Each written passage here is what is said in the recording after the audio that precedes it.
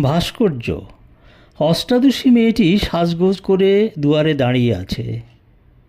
তার প্রিয় কবি আজ আসবেন, নিয়ে আসবেন তার প্রিয় কবিতার বই, মিষ্টি হাওয়া আর একগোছা ফুল। অষ্টাদশী মেয়েটি আজ খুলে রেখেছে ঘরের সমস্ত দরজা জানলা। স্বপ্নের বাতাসে উঠছে তার ম্যাজেন্টা রঙের শাড়ির আঁচল। দিন আজ বড়ই উজ্জ্বল। আকাশের বুকে হৃদয় বেদনা ও কান্নার চিহ্নমাত্র নেই। মাঝে মাঝে সাদা তুলোর মতো হালকা মেঘের সাথে কবির মুখ দেখা যায়। অষ্টাদশী মেয়েটি আজ দুয়ারে দাঁড়িয়ে আছে যেন আধফোঁটা গোলাপ, চোখে চিকচিকে ভোরের শিশির। কবিতাকে নিয়ে অনেক কবিতা লিখেছে।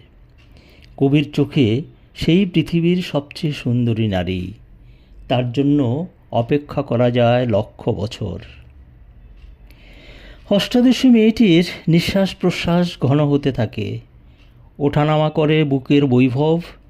নিজস্ব একজন কবি আছে তার, যে আজ দুয়ারে দাঁড়াবে এসে, অপলক চেয়ে থাকবে, হারিয়ে যাবে চোখের গভীরে।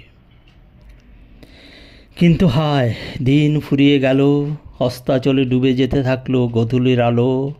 সব পাখিরা ফিরে গেল ঘরে, বুকের ভিতর জমা হতে থাকলো গাঢ় অন্ধকার, কিন্তু কবি এলেন না।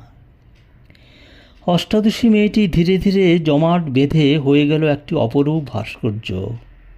সে তখনও ভাবছে কবি এসে গুজে দেবেন তার হাতে প্রিয় কবিতার বই। নমস্কার।